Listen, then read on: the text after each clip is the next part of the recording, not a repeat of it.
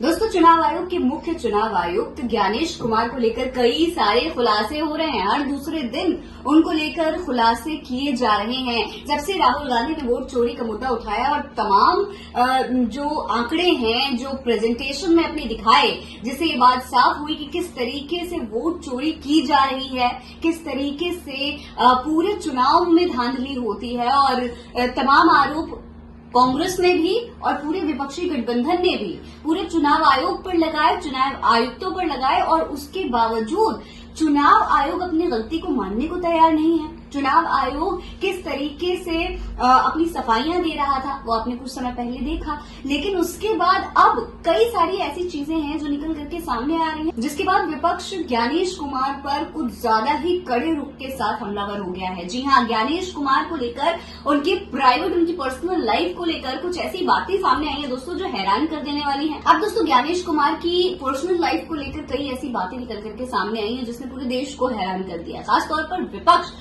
इन बातों को लेकर काफी गंभीर नजर आ रहा है। दरअसल पूरा मामला क्या है वो मैं आपको बताती हूँ। सबसे पहले आपको जरा इन 4 ट्वीट्स को देखना होगा। ये चारों ट्वीट्स आप देख सकते हैं कि ग्रुप के द्वारा किसी सवाल का जवाब है।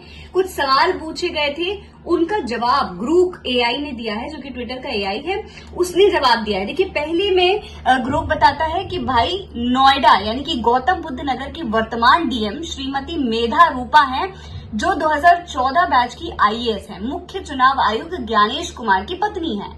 दूसरे ट्वीट में ग्रुप बता रहा है कि सहारनपुर के वर्तमान डीएम श्री मनीष बंसल हैं, जो 2014 बैच के आईएएस हैं, वो मुख्य चुनाव आयुक्त ज्ञानेश कुमार के दामाद हैं। उनकी पुत्री मेधा रूपम के पति मेधा रूपम, जो कि नोएडा की डीएम है। तीसरे ट्वीट में ग्रुप बताता है कि श्रीनगर यानी कि जम्मू कश्मीर के वर्तमान डीएम श्री अक्षय लाबरू हैं, जो कि 2018 बैच के आईएएस हैं, वो मुख्य चुनाव आयुक्त ज्ञानेश कुमार के दामाद हैं। उनकी छोटी पुत्री अभिश्री के पति। चौथा ट्वीट भी देख लीजिए। अभिश्री कुमार, जो कि जम्मू कश्मीर वाले जो डीएम हैं, उनकी पत्नी है और ज्ञानेश कुमार की बेटी है।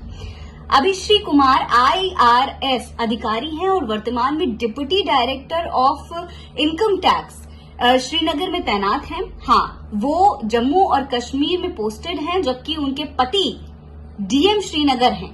पति पत्नी की एक जगह पोस्टिंग सामान्य नियमों में मुश्किल होती है, लेकिन यहाँ ऐसा है।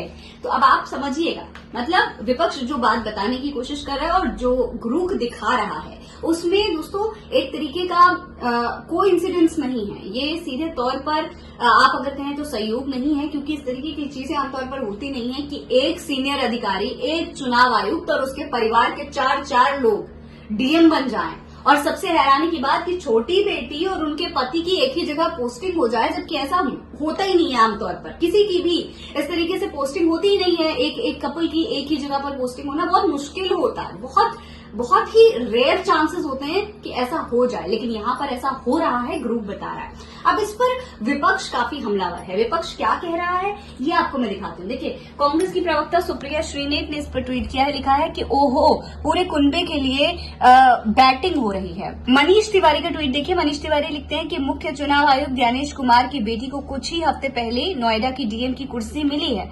आखिर लोकतंत्र का गला घुटने के और कितने निजी एहसान लिए हैं बीजेपी ने। चुनाव का चौकीदार अब बीजेपी का दलाल बन बैठा है। अब देखिए, ये वो खबर है और ये खबर आप देखेंगे तो 30 जुलाई 2025 की है।